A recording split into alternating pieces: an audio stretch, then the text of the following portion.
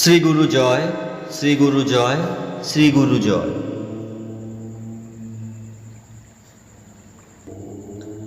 মন স্থির করার চেষ্টা করো, না হইলে তাহার ভাব ধরিতে পারিবে না। তোমাদের এই উপদেশ দেই, কিন্তু তা বৃথা হয় কেন? কারণ তোমাদের মন চঞ্চল এবং খাদ্য দ্রব্যে তোমাদের সংযম নাই। মন মুহূর্তের জন্য তোমরা সংযত রাখিতে পারো না।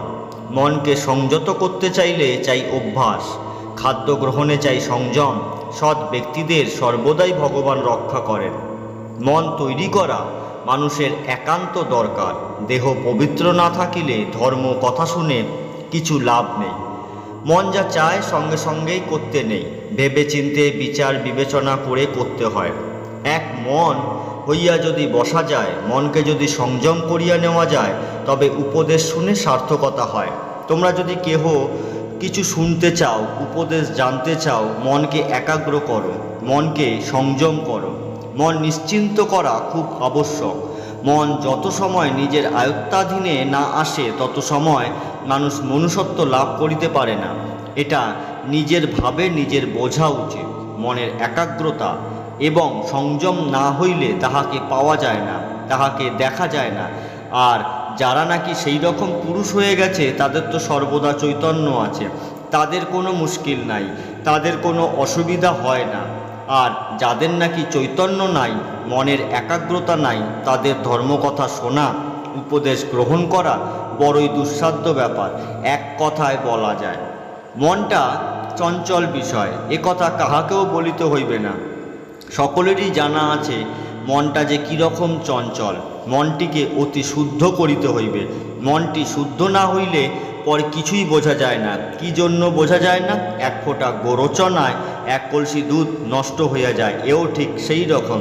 তাকে ডাকতে হইলে, চিন্তা করিতে হইলে ওই দিকে মনোনিবেশ করিয়া স্তবস্তুতি করিলে তাহার দয়ায় ফল পাওয়া যায়, তার আগে ফল পাওয়া যায় না। মনের সাথে নিজের সাথে যোগাযোগ নাই। মনকে নিজের কাছে রাখিবার চেষ্টা করো, তাহা হইলে মন বাইরের জিনিস নিয়ে নাড়াচাড়া করিবে না। ইহার উপায় হইল একজনকেই ভালোবাসো, একজনের কথা চিন্তা করো, তাহার চাইতে আপনার কেহ নাই, ইহা বুঝিবার চেষ্টা করো। মন মধ্যে দুর্বলতা নিয়ে আসিবেই। সে অত্যাচার সহ্য করা ভিন্ন আর উপায় কি? তিতিক্ষা একটু অভ্যাস করাইবার জন্য ভগবানের এই খেলা।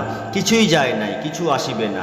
সমস্ত জগৎ ধ্বংস হইলেও তোমার যে কিছুই যায় না, আবার জগতের অধীশ্বরত্ব লাভ করিলেও তোমার কিছু বাড়ে না। তোমরা সচ্চিদানন্দং রূপ অহং নিত্যমুক্ত স্বভাববান, পূর্ণ নিশ্চিন্ততায় বুক বাঁধিয়া রাখো, যাহা হইবার হোক। তোমরা ঈশ্বরের কোলে ঠিকই আছো, এই বিশ্বাস অচল অটল পর্বতের মতো বসিয়া যাও। ভগবান স্বয়ং বলিয়েছেন, ন হি কল্যাণকৃত কশ্চিৎ দুর্গতিং তাৎ গচ্ছতি। কল্যাণকারী সত্যানুসন্ধান পরায়ণ লোক কখনো দুর্গতিপ্রাপ্ত হয় না। ভয় নাই, হতাশ হইও না। ভবিষ্যৎ গর্ভে কি নিহিত আছে তাহা জানিবার জন্য ব্যস্ত না হইয়া বর্তমান লক্ষ্য করিয়া চলিতে থাকো। সত্য পথ হইতে বিচ্যুত হইও না। সত্যকে আশ্রয় করিয়া যদি সর্বশান্ত হইতেও হয়, তাহাতে ভয় বা দুঃখ তো কিছুই নাই, বরং পরম আনন্দ ও মঙ্গল আছে। সত্য পথ সর্বদা নিষ্কণ্টক।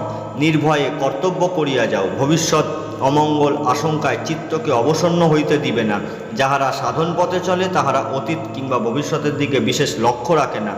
প্রত্যেক বর্তমান মুহূর্তে সৎ ব্যবহার করিয়া নিশ্চিন্ত থাকিতে চেষ্টা করিবে। আর বাস্তবিক পক্ষে তোমাদের বিশেষ কিছু অনিষ্ট হইবার আশঙ্কা নাই। সকল অবস্থার ভিতর দিয়া ভগবান সত্যই তোমাদের কোলে করিয়া লইয়া যাইতেছেন। দুশ্চিন্তা করিয়া স্বাস্থ্য নষ্ট করিও না। শুধু প্রাণের দিকে লক্ষ্য রাখিয়া ধীরভাবে কর্তব্যগুলি সম্পন্ন করিয়া যাও। আর কাতরভাবে বলো, তুমি প্রীত হও, তুমি তৃপ্ত হও। তরঙ্গায়িত সমুদ্রে তরি পরিচালনাই নিপুণ কর্ণধারের কার্য। ভয় কি বাবারা? কেটে যাবে নবীন মেঘ, গরিমা আবার ভাটিবে ললাটে তোমাদের। শ্রী গুরু জয়, শ্রী গুরু জয়, শ্রী গুরু জয়।